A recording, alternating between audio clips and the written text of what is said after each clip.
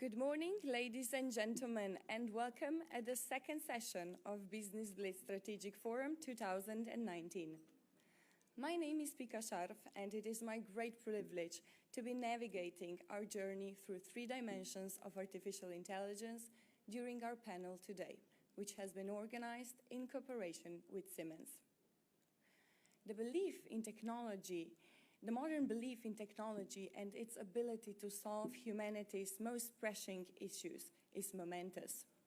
Blockchain, big data, Internet of Things, augmented and virtual reality all gained significant traction in the past couple of years. But if we had a magical mirror and we asked, "Mirror, mirror on the wall, who's the smartest of them all?"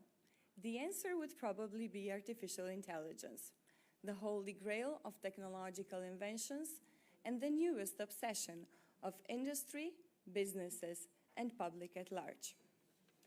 AI makes for a perfect buzzword. It is promising, but still a little bit mysterious, surrounded with an aura of objectivity, neutrality, and accuracy. At the same time, artificial intelligence remains loosely defined at best and poorly understood by the majority of people using or even more often abusing this term. But the absorption of AI in just about every corner of our society is starting to pose significant and complex questions which seem impossible to solve. Luckily for us, we have gathered some of the brightest minds in the field to help us out. But before they join me on the stage, I would like to introduce our keynote speaker, Mr. Yossi Vardi.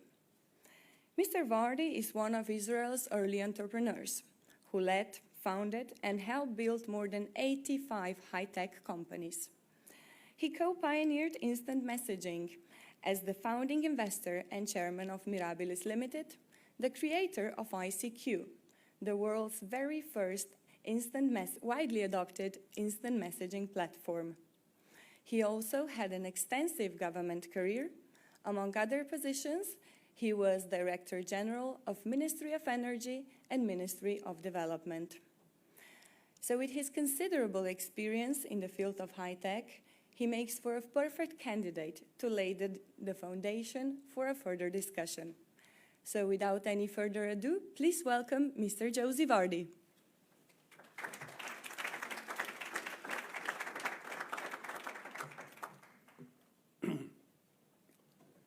Good morning, ladies and gentlemen.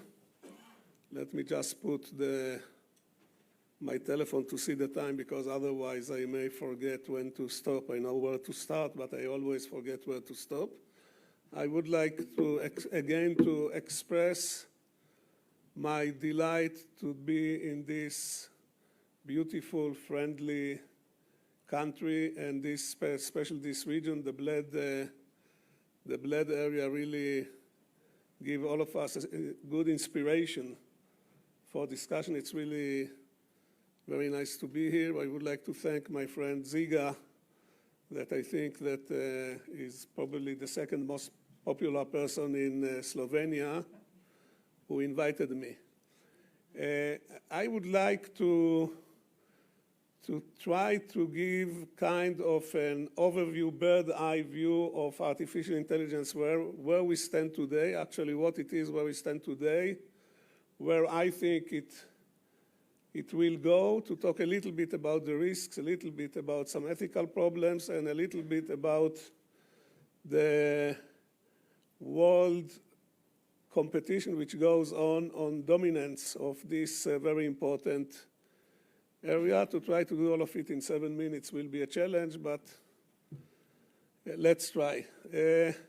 First of all, as the moderator already said, artificial intelligence is now one of the most used buzzwords in the industry, and as many buzzwords to different people, it represents different things. But if you look on the developments of technologies, computer technologies, mathematical technologies, algorithm in the last 10 or 15 years, it seems that number of processes came into culmination, that the stars were just happen to be in the right arrangement, which enable to do things more efficiently and in more massive way than it used before.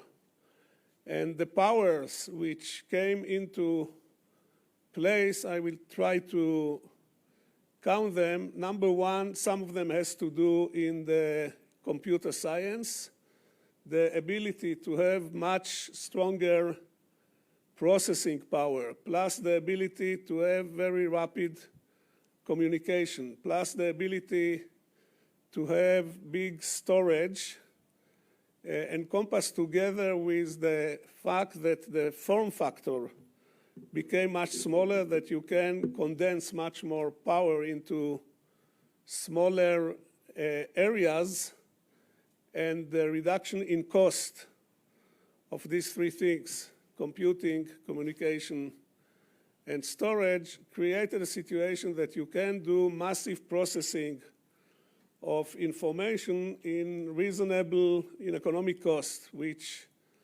until a few years ago didn't enable to do this mass computational tasks which are needed to deal with artificial intelligence. So one thing which came into place is the availability and the cost of the resources. Add to it some development in computer science, and especially 2 or 3 areas like the processing of natural language, the ability of the computer to understand, and I'm saying understand in citation because between us, and let's keep it in this room, the computer is a very stupid machine. It just knows how to do efficiently the task which you tell him to do. But if you can take some very complicated task like understanding natural language and translate it to a set of definitive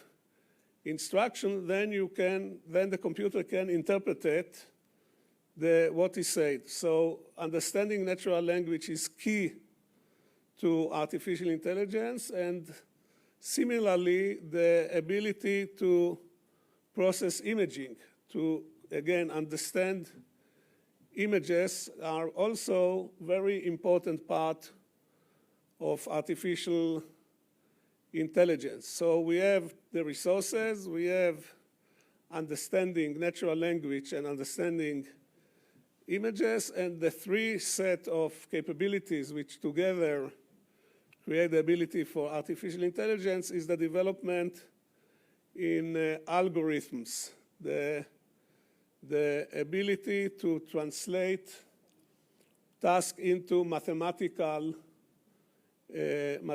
algorithm and to make optimization of them. So you take these three parts, and when you take all these parts and combine them together, you get the infrastructure which will enable artificial intelligence. As I already hinted, the computing power, the processing is very, very important, and people who are interested in the development of artificial intelligence should pay attention to the big competition between the silicon makers in developing special chips which are suitable to artificial intelligence. The computational tasks which are needed for artificial intelligence are optimized differently than computational tasks which are needed to the work of computers of data processing as we knew it. It takes a lot of parallel computing. It takes the need to do optimization to special algorithms, and these facts are being expressed in the market. If you follow the stock price of a company like NVIDIA, this is a good proxy to see the importance of the silicon which is needed to artificial intelligence. By the way, as in many times in science and technology, NVIDIA, which is now one of the major suppliers of chips into artificial intelligence, actually started as a company which developed a chip for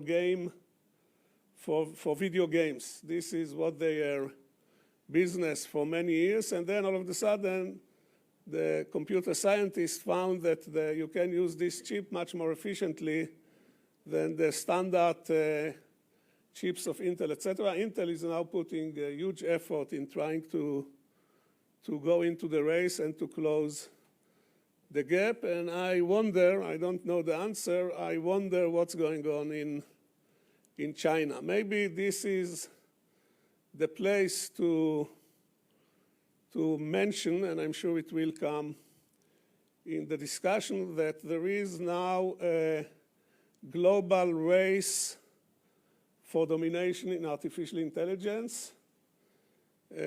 Of course, the Americans and the Chinese are the two main contenders. I'm sure that many people in the room read a very interesting book of Kai-Fu Lee, who is regarded to be I would say, the artificial intelligence poster boy, not only in China, but in the rest of the world. We don't have time to elaborate, but those who are interested should really look at it. Another side comment that with what's going on in these areas, no doubt that computing and artificial intelligence and some other areas are becoming strategic tools. I would almost call it strategic weapons. And countries who will not have proficiency in this area will suffer from major handicap. And this should be taken also into consideration. So we are going to see a lot of interesting competition and collaboration and other things in this area.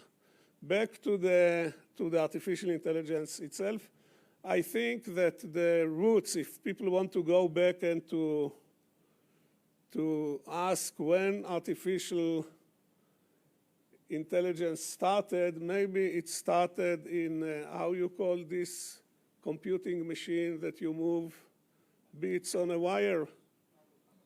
Abacus, yeah. So maybe this was the start of artificial intelligence. Maybe it was counting on the fingers. So the starting point would be artificial. But I think a good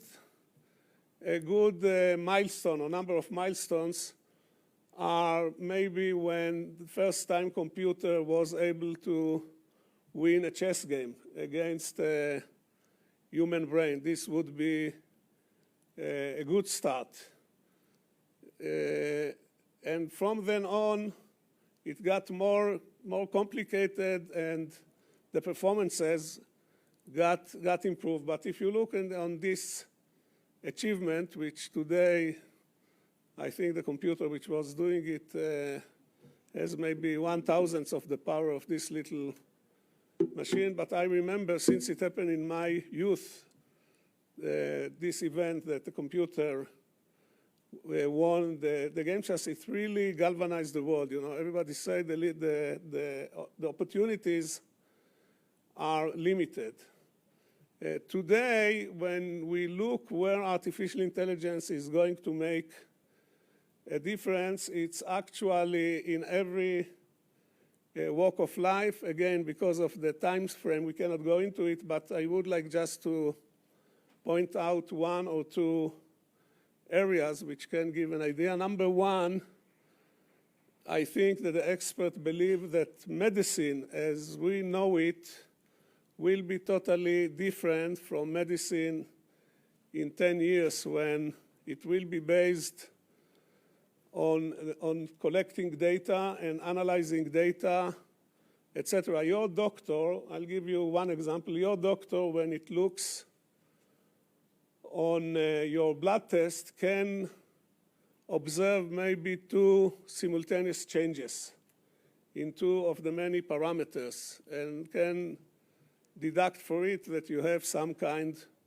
of a disease. But if you have small changes in 30 or 20 of different components of your blood, and each change is very small, no human eye will be able to understand it.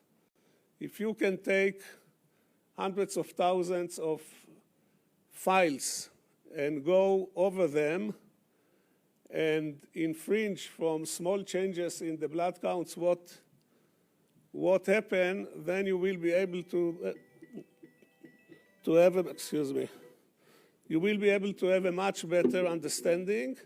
There is an Israeli company, you know, I'm in Israel, so I must do a little bit of shameless promotion for my little country, but there is one company in Israel which claim that they can go to the emergency room in a hospital and tell the doctors which of the people in the room will die the next day, according to this kind of approach. Another good example is those companies which are screening medical images, like Röntgen and MRI, etc., and try to understand the diseases. Again, this is not science fiction, but this is happening today. So we are going to see major revolution in the way that that medicine is going. And of course, expert systems, you know, trying to go to the old established way of finding symptoms and understanding from the symptoms what is the disease. This you have already today computer programs which are doing it, and with the ability to process imaging and to process data, these things will just become more and more popular. Another example, and again, there are hundreds, thousands in every walk of life. You will have applications of it, is the autonomous car. Your car has to have an autonomous car, the car has to go in the road, and if it sees a pedestrian, not only it has to take into consideration what happened if the pedestrian crossed the road, but also what happened if he changes his mind in the middle of the road and he go half the way, and then he turning and running back to the same side of the street that he began to cross the road. And you begin to think on an environment that a car, I have to finish, I guess. A car has to see hundreds of these situations and processing them in very quickly, you begin to understand the magnitude of the tasks. Maybe I would finish just by raising another issue, and these are the ethical questions. The artificial intelligence, because it, quote unquote, trying to imitate, it's not exactly true, but let's put it this way, the human behavior, you are facing a lot of human questions. One classical question is about the autonomous car. If autonomous car goes on the street and it has to hit, it has no alternative but it has to hit one of two people. One is young person, one is old person, whom the car should hit, not eat, but hit. And this question was posed in Israel last year. I hosted the Deputy Prime Minister of Slovakia, not Slovenia, Slovakia.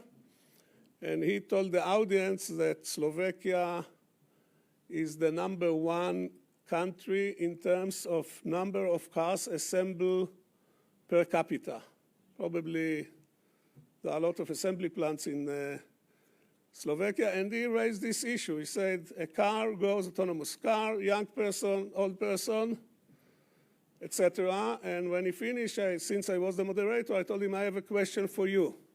Suppose there is an autonomous car and there are two people on the road. One is a regular taxpayer and the other one is Deputy Prime Minister, whom the car should hit. So he suggested that the car should hit the Deputy Prime Minister. So this is one of the ethical problems, and this was the suggestion. I leave to each one of you to decide what is the answer, and I think I will finish here, and I wish all of us a good and fruitful discussion, and I guarantee you that we will not be able to resolve all the issues which are on hand, but I hope you will have a good hour and a half. Thank you.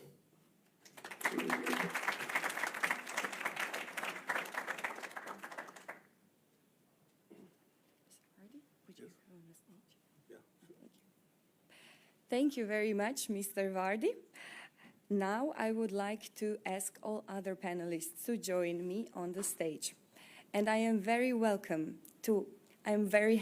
to welcome here today Sir Julian King, European Commissioner for the Security Union.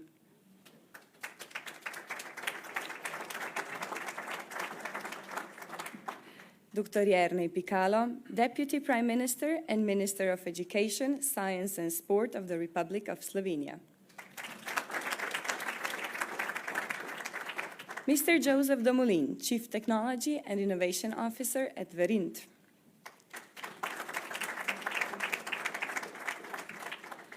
Dr. Michael May, Head of Data Analytics and AI at Siemens Corporate Technology.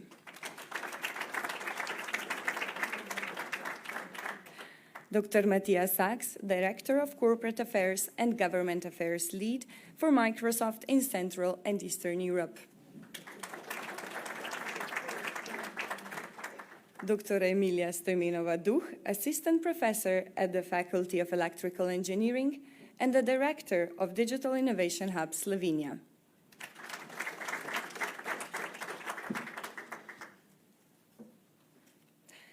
But before we can jump into discussion about 3 dimensions of artificial intelligence, I would like to invite you, the audience, to actively participate in it. We've created an online poll which can be accessed by scanning the QR code displayed on the screens behind us. We want to know, are you more nervous or excited about the future of artificial intelligence? Please let us know. Because we would like to challenge our guests to comment on the final results. So with all the technicalities covered, let's talk about AI.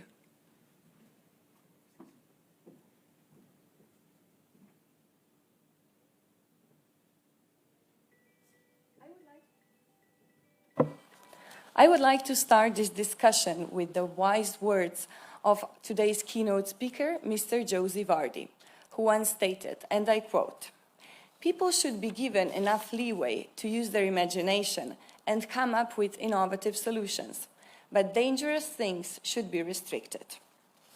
Commissioner King, voices that AI should be regulated in one way or another are growing stronger. And it seems that regulation is becoming one overarching theme which encompasses all other 3 dimensions of artificial intelligence.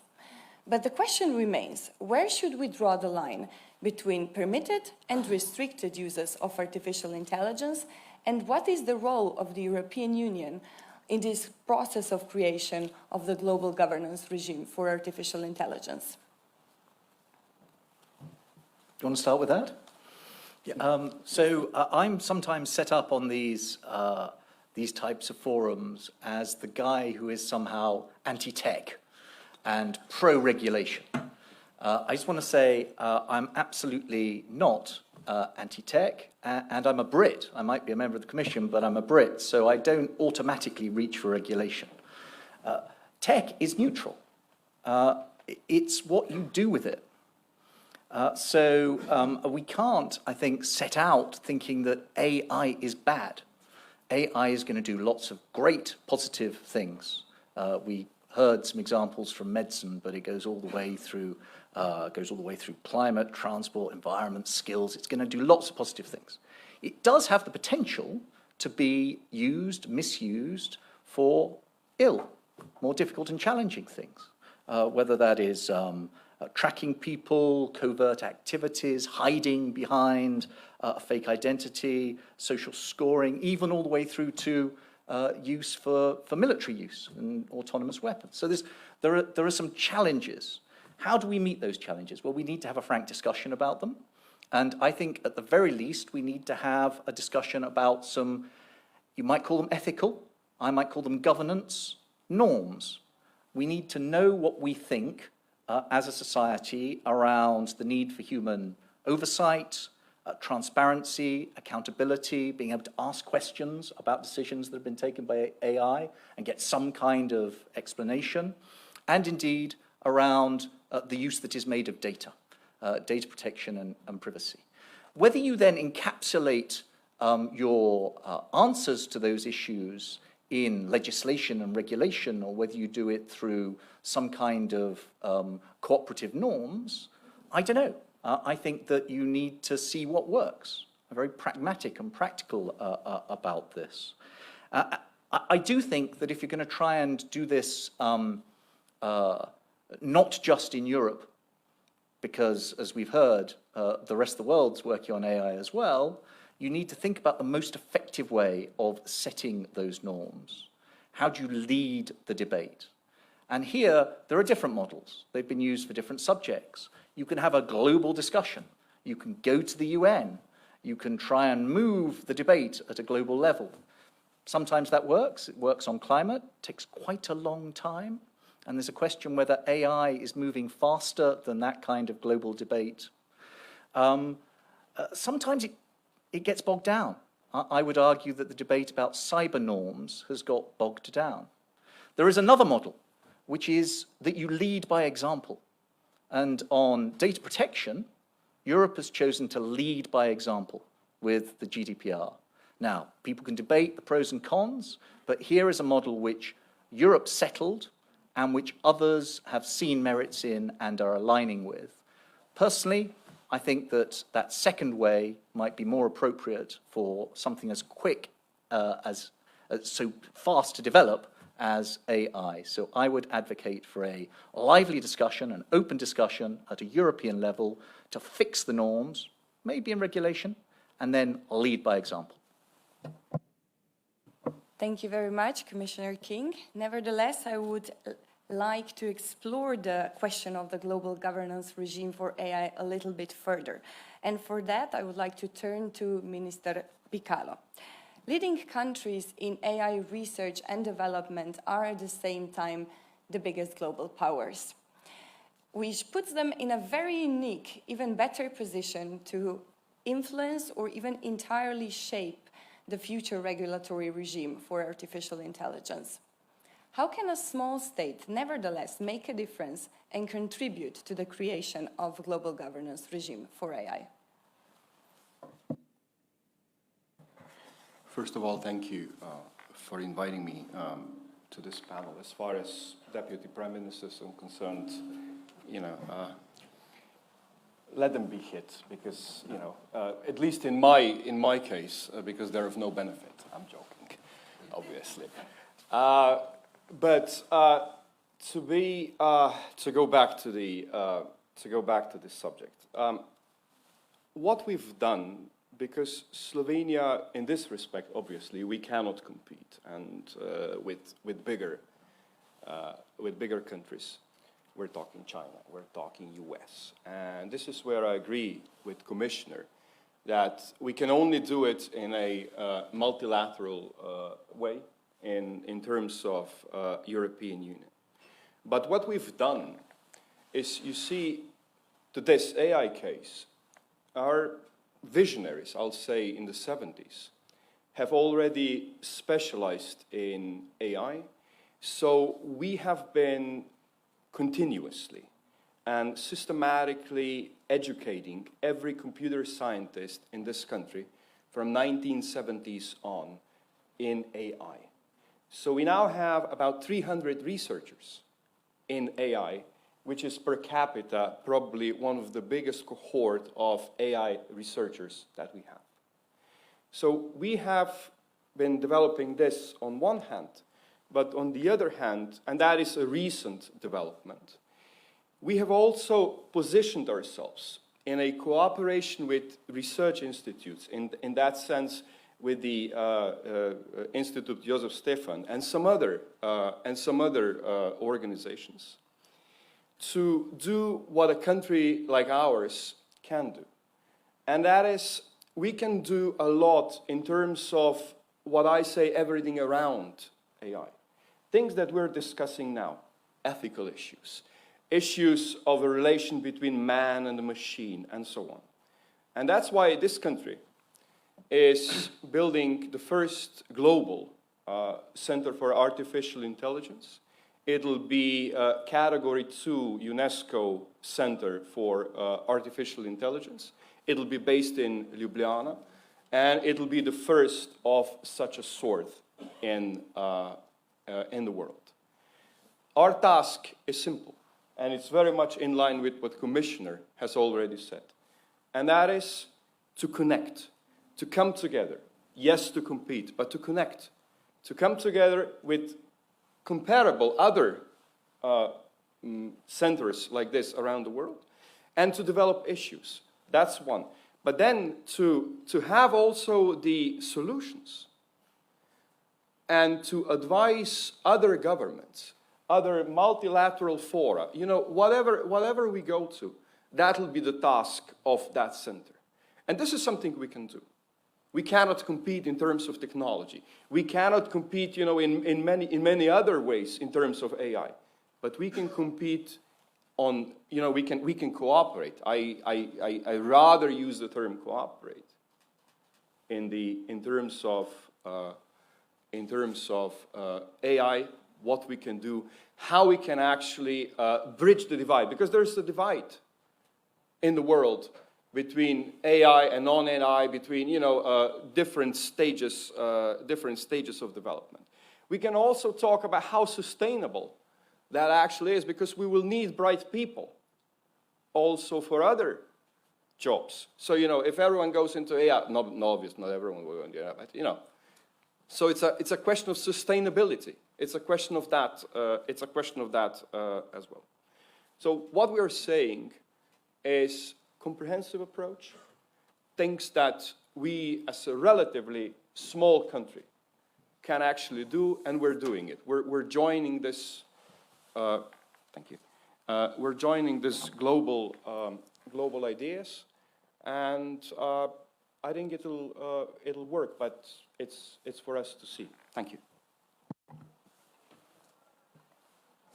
As both of the panelists already mentioned, in the process of creating of this global governance regime for artificial intelligence, human rights and human values will have an important role to play.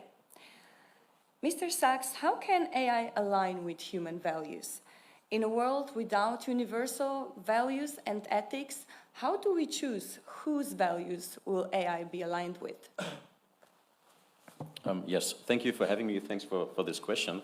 First of all, I would like to rely to Commissioner King and say that that's absolutely what we would do as well, to have a joint approach to discuss this. You created the high-level expert group at the European Commission level, and we are very glad and happy that we are able to sit at the table and to contribute to this. Since this is a global debate, and I think the EU is a key player here, such as is the Chinese government from a totally different perspective, or the US government, and we are taking part in all of these discussions since we have a global footprint. Microsoft almost a year ago came up with 6 ethical principles to guide the development of AI and the deployment of AI, which are very much in line with what the high-level expert group, after a surprisingly surprisingly short period of time, developed. I was really astonished by that, and I think it's a great outcome. But it's due to the urgency of the topic as well, I guess. So let me briefly touch upon these 6 principles, of which we would say that they could be a starting point for discussions worldwide, not only in the European jurisdictions, but elsewhere as well. First principle would be fairness. So AI must be fair. There's the big topic of bias, and I assume we will touch upon that later again. The second principle would be reliability. So any AI solution must be reliable, as on-premise solutions used to be in the past as well, or are still. Reliability is super important, stability, reliability of the technology that is deployed. The third would be that it must be private and secure, so privacy and security. I think don't have to dive into this.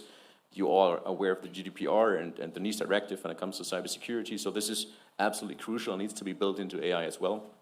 The fourth would be, from our perspective, inclusion. It must be inclusive to all kinds of human beings in the way that might affect their use of technology, so people with disabilities must be in full use of AI as well as everybody else. absolutely inclusive for every human being on Earth. And then we have two layers or two principles, I'd say, that are underlying the whole discussion, which is transparency and accountability. Transparency is absolutely crucial, since especially we as the providers of AI solutions must be to the maximum transparent about what we are doing, how we are doing this. Earlier today on another panel, I talked about to democratize AI, to make it available for everybody. And along with this goes this idea of transparency, that we have to share what we are doing here when we give it to the people. And accountability is, I think, an obvious principle here, since we build these solutions and we must be held accountable. That's critical here. And these principles are a start. That needs to be more debate on the topic, obviously. So this is great that we are sitting here. There is a national minister, an EU commissioner, an American entrepreneur, and other company representatives. I think this totally makes sense. And we have to have more of these kind of debates. So when people think about artificial intelligence, they usually associate it with human-level intelligence, which can perform any given task. But the fact is that artificial intelligence is a very loosely defined term used to describe a variety of different techniques which have numerous applications. Mr. Minovaduch, are there any fields in which you would never like to see AI being used? Are there any limits of the AI use? Thank you for the question, of course. Thank you for inviting me. So why I'm really fond of artificial intelligence is because of the effectiveness and efficiency, because of the potential to make things more efficient and effective. However, we already touched some of the fields today. There are two fields I would never like to see artificial intelligence. And the first one is to decide on value of human life. And there was, again, I'm coming back to the case with the car. So if we want for the artificial intelligence to work properly, then we need to give it a right set of rules. And if we don't give the rules, then the goals we have and the machines have might be completely different. Let's take one very simple example. For example, we give the car a command, take me to the airport as quickly as possible. And if the car doesn't have the rules that it should value human life as we do, then it might really take it literally and take us to the airport as quickly as possible. But on the other side, it may leave a lot of accidents and even victims behind. The other field, in my opinion, where I would never like to see artificial intelligence is in the field of raising children. And why is this so? I really believe in technology, and that I'm sure that also artificial intelligence can boost creativity and curiosity with children. However, there is still not a lot of research done about how artificial intelligence influences child's empathy and interpersonal skills. And here I'm really afraid of becoming into a closed loop. So now it's us, the humans, giving the rules and the instructions to the machines, and then it might come the other way around. So these are the two fields where I would be especially conscious with artificial intelligence. I really believe it is a sharp tool to efficiently solve problems in a very complex world. However, we must still have human control and common sense present. Thank you. Since AI has so many different faces, so many different applications, it is relatively hard or even unproductive to talk about it in general terms. But one of the very rare features of AI, almost everybody agrees on, is that, at least at the moment, it is severely overhyped. So, Mr. Michael May, what is the biggest, most often heard misconception about artificial intelligence? What do you think are the myths we should debunk right now? Yeah, I think the biggest myth around AI and the biggest problem sometimes in the discussions, also on panels, this one is different, but on panels is that AI is put together with science fiction and discussed as science fiction. So we discuss a superhuman intelligence which is going to enslave us, or we discuss an AI which can do everything better than human can do. But on the other hand, if you work in a company such as I do, so at Siemens I'm running a program on artificial intelligence, implementing about 200 use cases, then you get a very different view about AI. You see that AI has a great potential.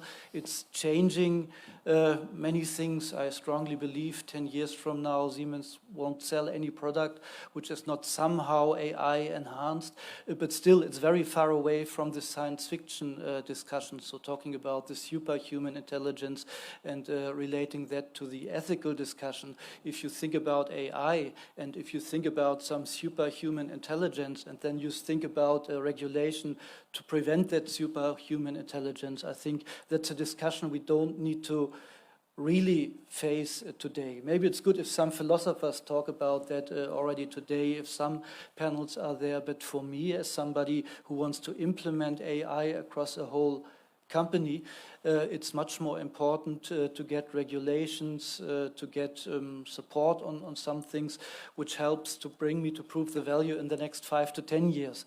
And then I'm sometimes worried that with the current discussion on regulation, so the EU high-level group has been mentioned, and I fully support those principles on general terms. So everybody wants to have fair systems, everybody wants to have transparency, and so on. But then if you go to the next level of implementing that, you find out, from my point of view, that there are many proposals that make the life really hard if you want to create AI where there's really no risk. So the AI that I see at Siemens, so yes, we work on autonomously driving trams. Yes, we sell gas turbines that learn from their own past behavior, how to change their control strategy. Yes, we do a lot in medical imaging and decision making, so we do all sorts of complex AI, but if you go down to the level of analyzing it, many fears people have about AI are really misplaced in that. And so I think that was also a point that you made. We need a very pragmatic way of handling regulations and a way which is friendly towards implementing the good sides of AI. Thank you very much. Mr. Domolin, what was, in your experience, the biggest or the greatest failure of AI application? Well, so, yeah, I mean, it's a great question. There's actually quite a few. I think probably the greatest one that I can think of, thank you.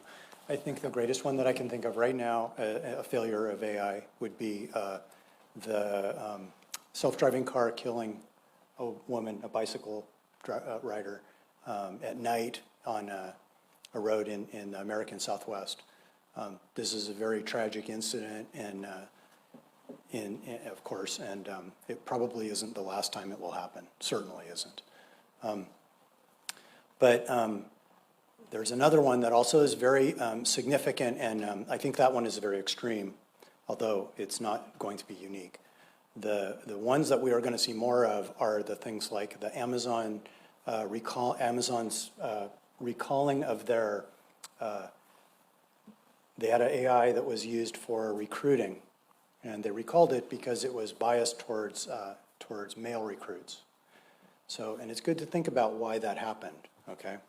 If you think about it, what you're trying to do in such a program is to say, who of the data that I have this initial data, I want to find out, if I look at that data, who has a history of success? How can I predict success in my company from that data?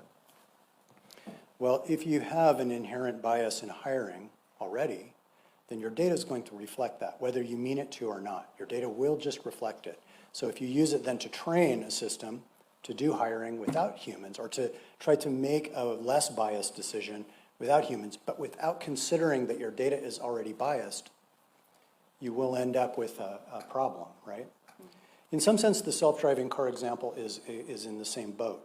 There's some kind of a decision that's being made based on past data, okay, to decide a policy about whether to drive fast, slow, or stop. And that policy is being incorrectly implemented somehow, probably because of some bias in the data that's already there. Whether it's bias about what the car sees, or bias about whether the car sees something that it should pay attention to or not. These kind of problems, I'm focusing on bias, but there are many others, are inherent in a lot of applications of AI. And it's very, very important that we develop, okay, so we have all these mathematical tools around AI. We can build very complex and sophisticated algorithms. What we don't have is very systematic ways of handling problems with our data. We have some, but we don't have enough. And this is the area where AI really in the norm, I think, needs to advance a little bit more, is understanding how to handle these kind of issues in our data as we're building the AI and understand how to evaluate and remove it. There's been a lot of advancements in the recent future, or sorry, the recent past on this, and there will be more in the future. But I think this is the most important area for improving these kind of problems. I'm very glad that you mentioned the question of the bias contained in personal data. Mr. Sachs, can AI decisions be nevertheless less biased than the human ones? And can we achieve that? I very much like what the other speaker just said, what you just said about the standard. We need norms and standards. We are currently within Microsoft working on a standard for responsible AI. But what we think that could be eventually, and then exchange with key players like the EU Commission, for instance. Since we have to think about this, but I slightly disagree with the gentleman from Siemens, since I think we need to have both discussions at the same time. Of course, we have to be pragmatic about the implementation and talk about where's the data coming from and how do we use it and what kind of algorithms we run here. At the same time, we should have this philosophical discussion at the same time. We need to address the topic of ethics. Earlier this morning, a gentleman said that we don't have clear definition of intelligence even these days. And that is really hard to grasp. I mean, what is intelligence? And what is human intelligence in comparison to artificial intelligence? And how do we tackle this as a society? And especially for policymakers who have the responsibility for societies, they have to get their heads around that. And we have to do this jointly. So we have to discuss this and think about this. And I want to stress this point publicly here, that a corporation like Microsoft is not only going after the engineering topics, which need to be addressed and that they're clearly in our, let's say, compound. At the same time, we want to foster debates on what kind of ethical principles do we need, what kind of societies we want to see here, what is this going to have an effect for human beings, like from the individual to larger groups, and then we end up with the topic of bias, which is crucial, and it's a game changer here. So to your question, I think AI having less bias, I mean, AI has the bias the data has is going to be used here. So we humans will always make biased decisions. We will never get rid of bias as human beings. So will AI. It is mirroring what we give into it when it comes to data sets and how we play with these data sets.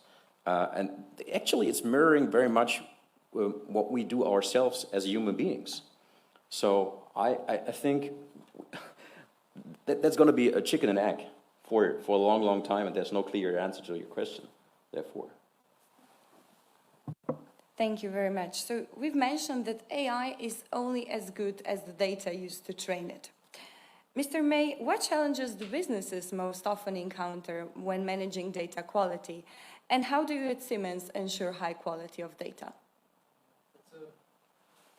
Excellent question. So I think the biggest challenge that companies have if they assume that they have good data or the data is readily available. So that's sometimes if you go to a department and say, so okay, I want to do root cause analysis on your production systems. They tell you that's good, we have data. If you look at it, you always see data quality is not good. And so assuming that you have it is a big issue. At the same time, it's clear that modern AI methods, all those that learn from their past behavior, so machine learning is fully dependent on lots of data and good quality data, so it's a must. And I don't know any company, maybe there are some, but no, I don't know any company that really has solved the full data problem in all its aspects. And some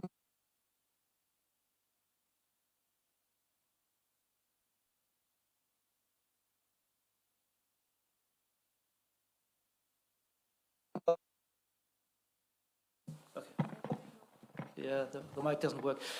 So what you can do about it, you have to constantly work on it, and you need to define some strategy to work on that. So now we are dealing on it on 3 different levels. The one is top down, so defining a strategy for the company, how to share data, how to work with data, defining roles and responsibilities, how to do that. So that's the top down way.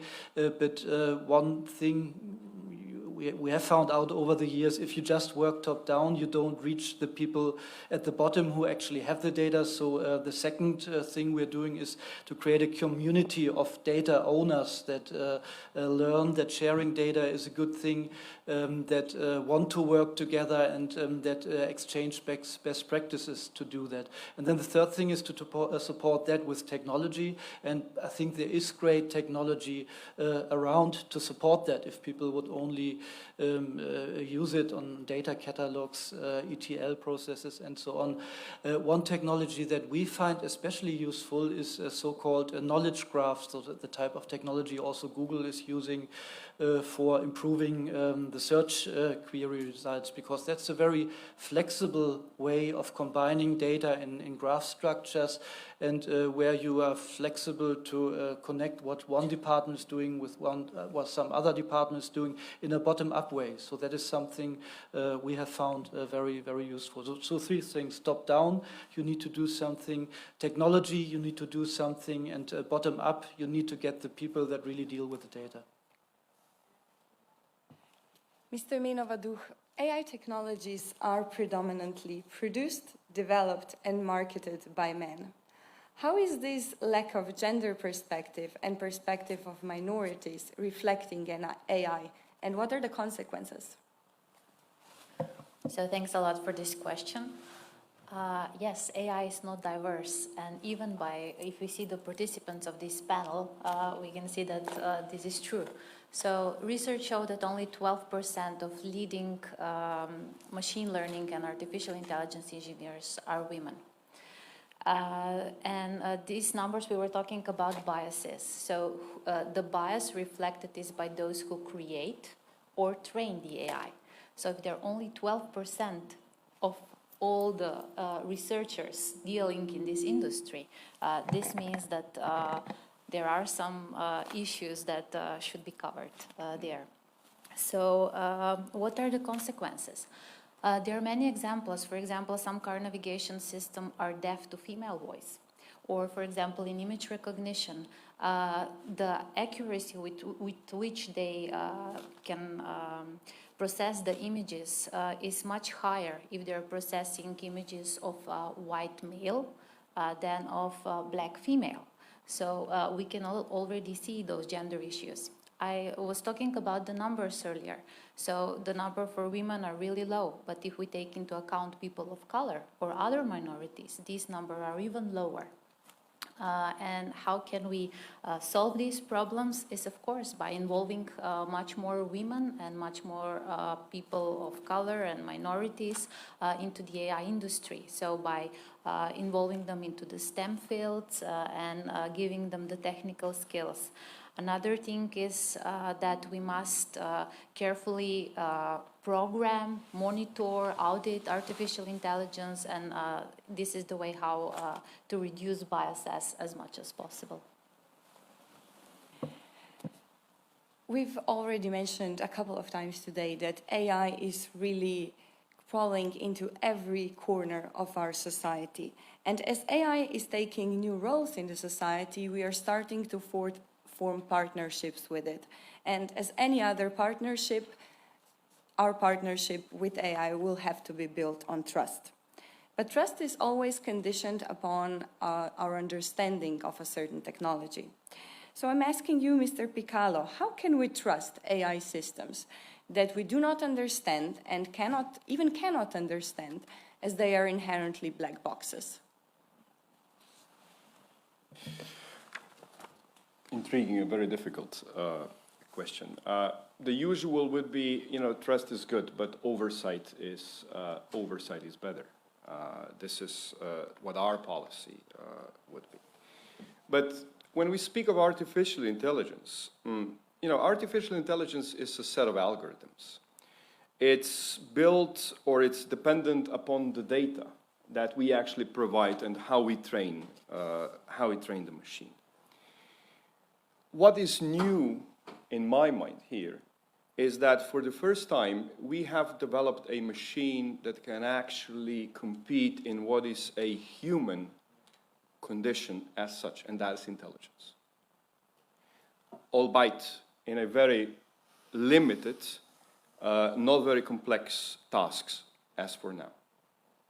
So what we're trying to do in this, we have to see how to responsibly as humans work with AI, something that you have mentioned. What are the ethical issues? What we, humanity as a whole, can bring into this. Because this is not about Slovenians and English and Nigerians. This is about humanity. This is about relation between a human being and a machine, if you want. So to me, in terms of trust, I've mentioned oversight, I've mentioned responsibility, I've mentioned responsibility of the developers and users, but also education. You know, when you say black boxes, why they're black boxes? Because we don't understand them, or at least I don't, to a perfection. But they're not black boxes as such. They're still algorithms, a set of algorithms. So education, to me at least, would be a key. First of all, that population as such would not be against AI. That would at least understand the basics of the AI. And this is how I would build the trust into the AI. But as has already been said in this panel, there will always be bias. I mean, there is bias in our decision. Our decisions are biased. We are brought up as biased persons. Although, you know, we try to mask, we try to have all kinds of, you can call it affirmative actions, you can call it whatever, but still, we are biased. And the machines, depending on what data we provide for them, will be biased as well. Or we can make corrections. But the question with corrections are they suitable to us? Should they be corrected so that they are not biased? But then, would that suit our way of thinking? So it's not just one-way biased. It's actually two-way. It's actually two-way biased. So to me, that'll be probably the most difficult question to solve. But as said, my answer to these trust issues are all about responsibility, oversight, ethics, education, but on the scale of humanity, not just on the scale of various national or, you know, entities or whatever we call them. One of the factors, or even a major factor in fostering trust in AI, is also transparency. So let's be concrete. Mr. Dumoulin, how do you at Verind tackle the problem of transparency of AI, or better said, the lack of it? And how do you ensure reliability, safety, and accuracy of your products? Yes. So this is an extremely important issue and a challenging one, as I mentioned about the data problems earlier. We build applications that are used by, they're bought by an enterprise and then used by that enterprise's customers or some of their employees to solve a problem, to do a job. And so we have a big constraint about things like bias because we have to have something that works for everybody who is in those categories of end users, right? So we have a really big commitment to trying to overcome bias in our data, okay, in this context. At the same time, this is a difficult problem and there isn't a really good science around bias in data at this point. We're trying to deal with that. The ways that we deal with the issues that you're asking about are really around trying to build systems that run metrics on the results of the algorithms continuously and look for changes in the values. So if we run something that, for example, for a very loose example, maybe it's 95% accurate all the time, but then suddenly it drops to 90%. Okay, we want to know when that happens so that we can take the incoming data and analyze it ourselves in a sort of a clean room environment, try to understand what's happened, okay, because something has changed. Maybe the algorithm needs to be retrained, or there's some anomaly in the data that we want to understand and maybe add to the system. Another thing, another very, very important area that we have to work on is we work with applications that are continuously in front of analysts and people at our customer site doing work with our products.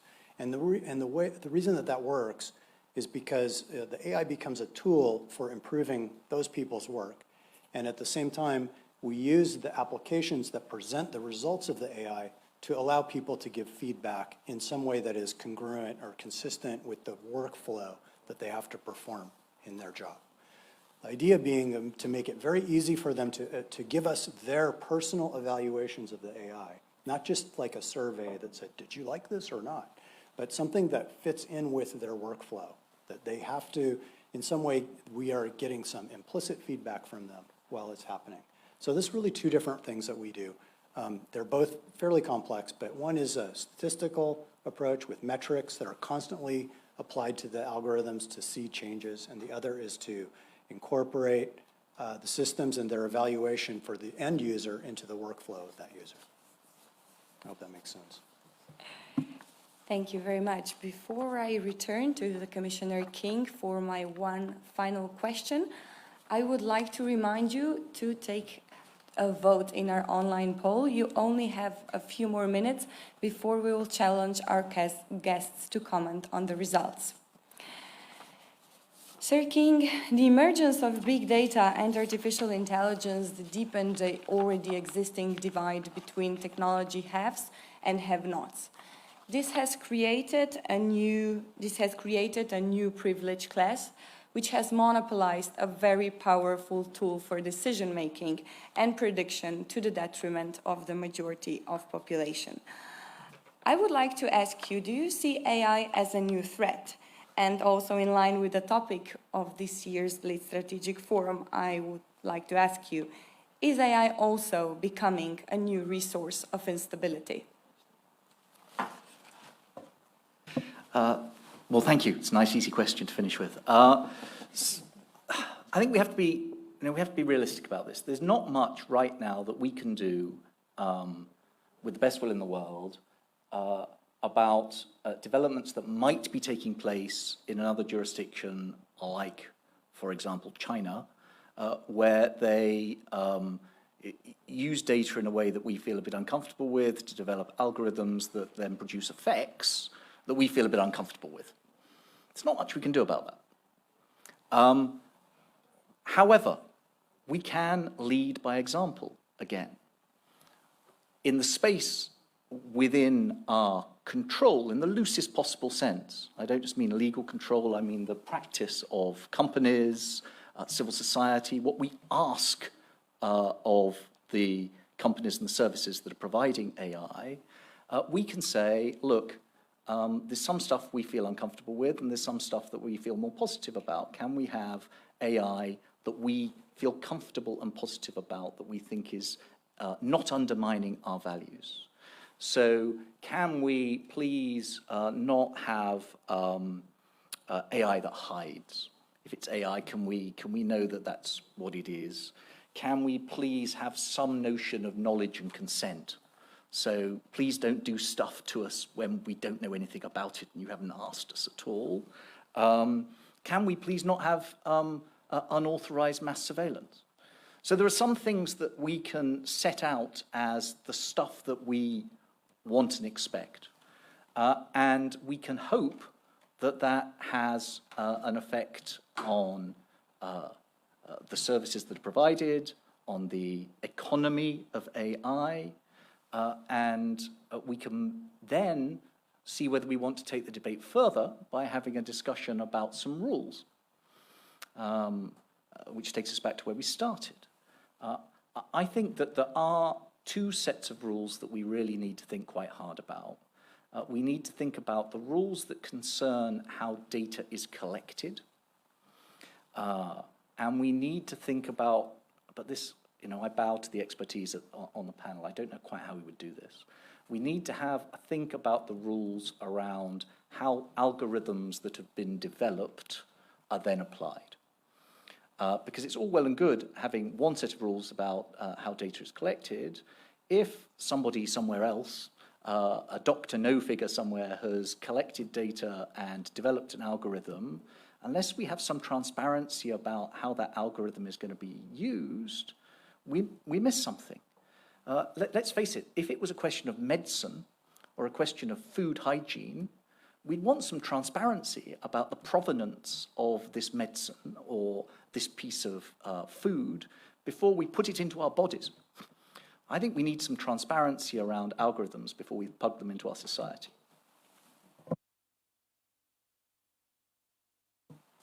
Thank you very much. The time dedicated to our discussion is quickly running out, so I would like to take a look at our online poll and challenge the guests to comment on it. So,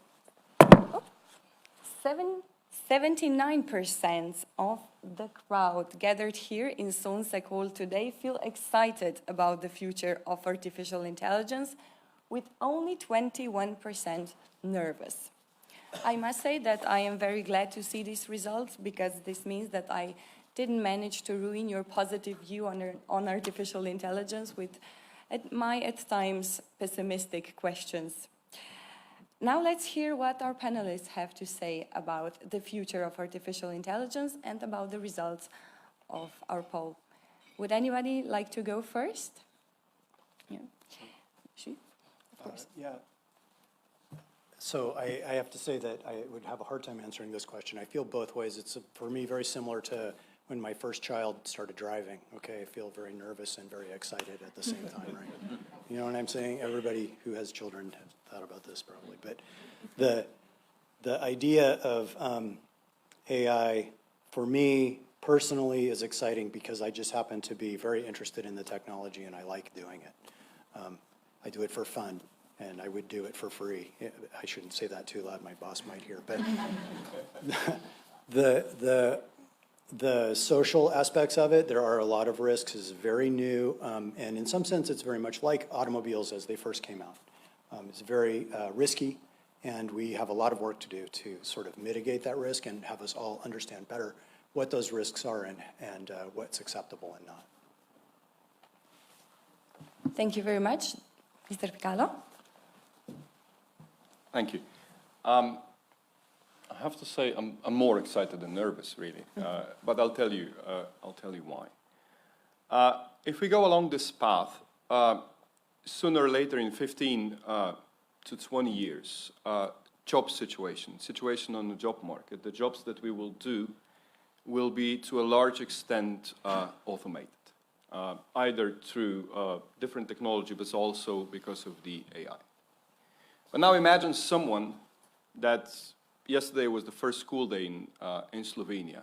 Actually, someone that started attending this school, he or she was 6 years old yesterday. So by the time he or she finishes, it'll take roughly 20 years. 9 years of primary, 4 years of secondary, 4 years of university, and for those that are the most, that want to go all the way, towards PhD, it'll take a lot of time. So in time of their education, things will change so rapidly. So the excitement for me, and also being nervous, is how to do things now, because these people will be attending school. And they have to get along that schooling, that education. They have to understand the new technology as well. Because in 20 years, they will only start working. start. And then there will be 40 plus, very productive years. And that's why it's exciting for me, because we have to think now. We have to think now 30 years in advance. Some of the trends, some call it mega trends and so on. Yeah, I mean, they're there. We know roughly, but only roughly, what will go on. We don't know precisely. So we're just guessing. So that's why we are jumping on this train, as said already with the education of computer scientists in the 70s. Because we need to know, or we need to have at least a sense of what will go on in 20, 30 years. And the changes will be profound. Not just on the labor market, but in terms of culture, in terms of values, in terms of biases that we spoke about. And if we want to equip future generations, this is something that we must do. And that's why we have to introduce that kind of, on one hand, education, but above all, understanding of what is actually going on with new technologies now. Because when these kids grow up, they'll need to know at least a part about this. And new things will be coming along the way. Secondly, and then so that I don't take too much time, there's going to be a profound change in terms of labor market. Now, we're bound, we think, that work is something that we do, and this is the main bond between a person and a society. Imagine that something would do our work instead of us. Because if you look down 100 years, you will see that we work per week less and less. So what would happen to our lives if there is no 8-hour or 10-hour, whatever work per day? We would have an enormous amount of time. How would that be ecologically sustainable, business sustainable, economy sustainable, and so on? There's a whole set of questions. It won't come in one step, but it'll be a rollout. And that's why we have to think in education, but also in other senses now, if we want to at least, somehow be there in the next 30 years. Thank you. Thank you very much. Commissioner King, what are your thoughts on the future of artificial intelligence? Well, unlike some of the others on this panel, I'm paid to think dark thoughts about the future. But as I said at the outset, it's what you do with the tech, and that means the answer's in our own hands. And even though I'm paid to think about security risks, I still, in the end, remain positive about our ability to manage and mitigate those risks. I'm told by the experts that AI is extremely useful in making a really credible deepfake video. But I'm also told by the experts that at the moment, at least, the AI for detecting deepfake video is better than the AI for making them. Hey, it's okay. Thank you for sharing this very positive view with us. Mr. Sachs, what are your thoughts? Well, me being a corporate citizen, I think you can guess my answer. Of course, it's excited. At the same time, there's some nervousness here, but it's 98% excitement, actually, since I have some ideas of what is eventually possible with AI. And I like this balance you struck. There might always be some counteraction to any bad action here. And that's something we need to tackle. We just need to work on. And I would think about these advancements as something positive. And there's always this downside, but we have to address it. And we shouldn't be afraid of potential downsides and stop from doing the good thing, the right thing, to challenge, to explore. I mean, this is all what science is about, right? To explore and to go where the light is. And you never know where you're going to end up here. But I think there's an interesting and exciting path waiting for us, and the benefits can be multiple. And I mean, I'm paid for discussing the downsides as well, in a way. So we have to have these dialogues in between all the time, and we have to be transparent and accountable and hold ourselves responsible to the principles I mentioned earlier. So when we do this along the way and we take this really serious, we're not just blindly following the light somewhere and thinking about all the advantages, but not thinking about the downsides. If we do this at once, I think it's excitement, clearly. Thank you very much. Mr. Minovadu, do you maybe also share the opinion of the public? Yes, of course, but I first have to comment the opinion of the public. I'm not surprised with these numbers because I don't know if anyone who is not excited about AI would join this session. So I don't think this is the right picture. Yeah, again, bias. So I am excited, and of course we should be careful. The president of Russia, you all know who, said that the one who will rule in this, who will lead in the sphere of AI will also rule the world, which can be very dangerous. On the other side, the co-founder of Microsoft, Bill Gates, also said, what also the commissioner mentioned, that the good can outweigh the bad in the AI if it's managed properly. And here it's about the management of AI in the algorithms. In my opinion, I believe in leading by example, but still some regulation will be needed. And what kind of a regulation? Not any kind of regulation, but what I call smart regulation. It should be not left only to politicians and researchers because of the lobbyists and everyone who can affect their decisions, but the general public should be also taken into account.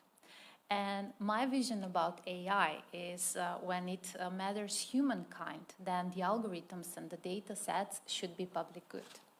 Just as mathematics, just as physics, just as number pi, the one that really affect the humankind should be made available for everyone to use. Thank you. Thank you very much. And the last but not at least, Mr. Michael May.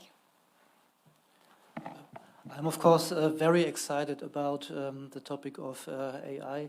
I started with that more than 25 years ago, more in an academic setting, and it's really exciting to see how that evolved over the years from a research discipline to something which is now changing the world. So from that point of view, I'm excited. I'm also excited because I'm in a role a little bit to influence the direction in which AI is going. So at least at Siemens, so building systems which are more transparent, which have less bias, which are more reliable, and so on, and still powerful. And my vision of AI would be not an AI where the AI dominates the human, of course, and I don't believe in that anyway, but where the AI and the human work together, so assistants or companions, and where AI helps to augment human capabilities. That would be my vision, and I think there's so much work still to do to get there, so we're still in the infancy of AI and so many unresolved questions. So these are exciting times. Thank you very much. With 4 minutes left, we have just a little bit of time of flexibility with regards of our Q&A session. I think we have time for one, maybe two questions from the audience. Just please keep them very brief. State your name and then make your brief interjection. Who would like to go first? Okay, gentleman in second row. Also, I would like to ask you to state whether the question is addressed at the specific speaker or at the panel in general. Thank you. Gregor Struin, State Secretary of the Ministry of Justice, basically Deputy Minister of Justice. I'm very excited about the topic and of the presentations of the speakers. I will try to do it as briefly as possible. One of the areas that we're involved with is development in connection with the Council of Europe of a framework convention of an open type for verification and certification of AI systems that would promote the development of systems in accordance with human rights, rule of law, and democracy.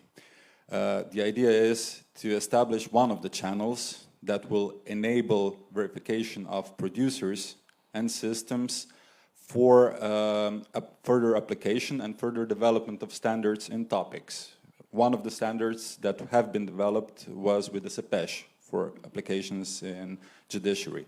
So my question would be, would corporate producers be willing to submit their black boxes for auditing by independent panels, for verification by independent panels, which would in turn allow them to be more considered more trustworthy and therefore applicable for contracts by state players if the verificator would not disclose the trade secrets that are hidden in the black boxes. Mr. May or Mr. Dumoulin, you two are coming from the private sector. Are you willing to answer the question from the audience? I would say, I mean, depends a little bit on the area, how sensitive that is. But in principle, for some cases where it's critical, why not? I mean, you have these kinds of policies in some areas in place anyway, where you have to commit to that. But I think I would not give a general answer, but I would not fully exclude it. On the other hand, requiring that every algorithm always, even if there is no big risk involved or so, has to be disclosed, probably I would not agree with that one. Yes, I think this is a really great question, and it requires actually a little bit more discussion, because one thing that will happen for sure is that the algorithms are not static. Because they depend on data, and the data will change over time, there's an important role for monitoring.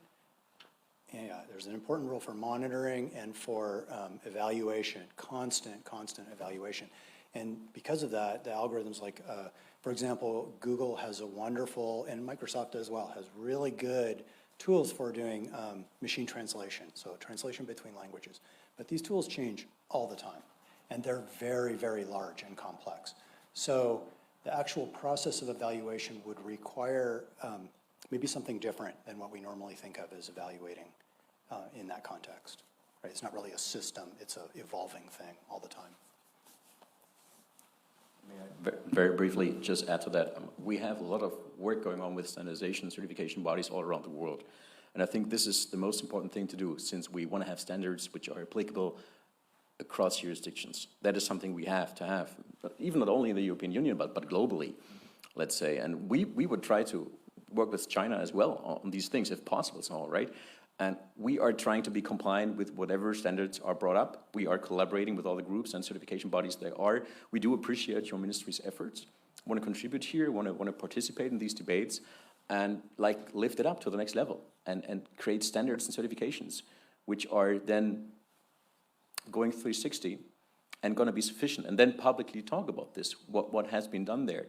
Since I think there's a good history with standards, working with standards in the privacy space and the security space, for instance, as you know very well, I assume.